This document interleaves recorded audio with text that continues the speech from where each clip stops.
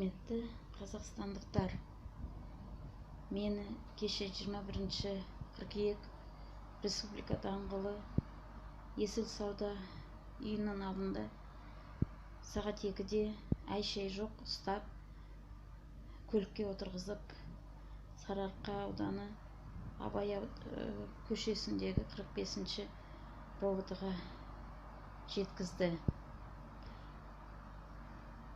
Мен ештеңе де айғайлап та үлгерген жоқпын, ештеңе айтқан жоқпын. Аня Шукееваны кішкентай нәрестесімен сүйреп бара жатқанын көріп, ойбай деп соған көмектесуге жүгіріп едім, отырғызды көлікке. Содан түсініктеме жаз, ананы жаз, мынаны жаз деп, ештеңе жазбаймын деп едім. Жандағы бір бастық сымақ келіп, қамаймыз қазір сізді, уголовно жасаймыз. Сіз егер күдікті болсаңыз, онда біз сіз жібер саламыз дейді. Ал егер куәгер ретінде, сіз куәгер ретінде болып, не болып жатқанын көріп, ештеңе жазбай, түсініктеме жазбасаңыз, онда біз сізді қазір уголовно ашамыз, сіздің үстіңізден деді. Содан мен басында түсініктеме жазып алдым да, қайта оны алып алып, содан кейін менен түсініктеме алып отырған келіншек бір қағаз берді, жауап бермеймін, түсініктеме жазбаймын дегенге қол қойыңыз деді. Содан кейін Жапарақ Абылай деген жанындағы бастықтың жұмыс орнына келіп отырып едім. Қорғаушының нөмірін көрдім. Дулат Түлебаев па, 25-27-63 деген, немесе 27-25-63, сондай бір нөмірлі көріп, адвокаттың қорғаушының. Сонымен ақылдасып едім. Мен сізге келмей қойын, бірақ та ақылым, түсініктемені жаза салыңыз. Егер көрмедім, ештеңе естімедім десеңіз, шығарып жібереді деді. Сөйтіп жазып, мені босатты, мен шығып едім. Енді өзімнің ісімді қарастырайын. Осы кезінде сол ровд-ға мен арыз түсіргенмін. Енді маған көмектесіңдер. Оп-оңай мені жай тұрған адамды жайбарақат алып келдіңдер. Енді менің ісім сіздердің істеріңіз елді қорғау, халыққа көмектесу ғой. Ал енді менің ісіме көмектесіңіздер деп едім.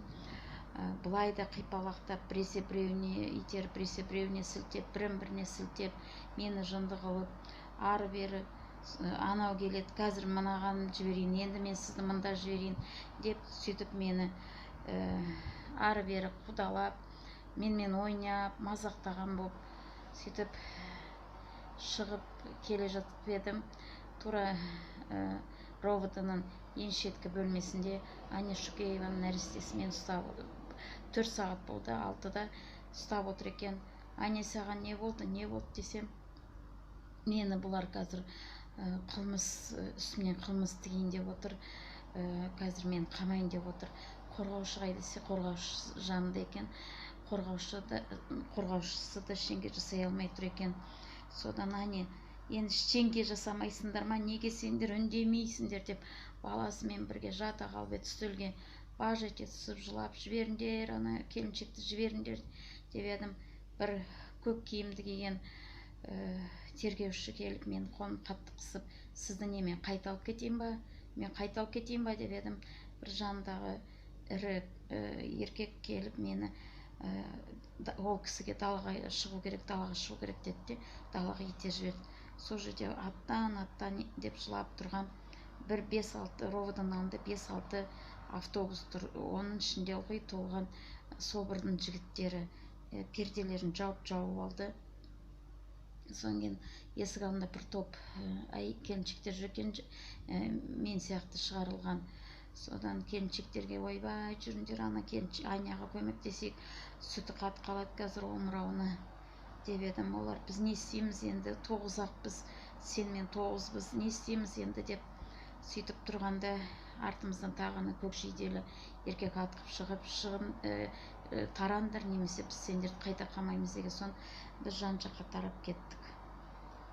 Мен үйге келдім, үйде отыра алмадым. Телефонымды алдым.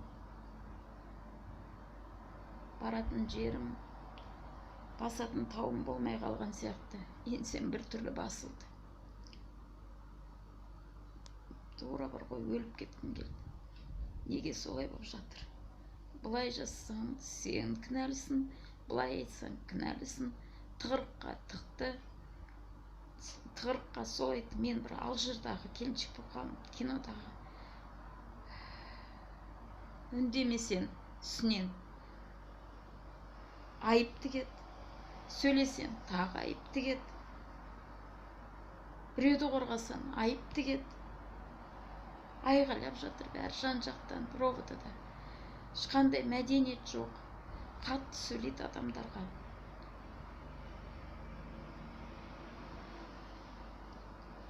Қазақстандықтармен не болды? Қанша қазақстандықтар ашынып отыр. Жүйкесі таусылған қазір. Барлықтар бір ауру тауып отыр.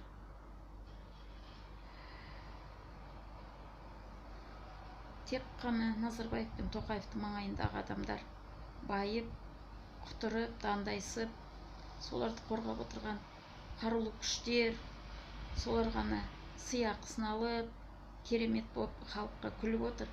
Ал қарапайым, кәдімгідей жаным, елім деген қазақтар бәрі зардап шегіп отыр қазір. Кім естиді біздің үнімізді? ООН ба? ОБСЕ ма? Бір жерге осы менің дауыс хатымды жеткізсе екен.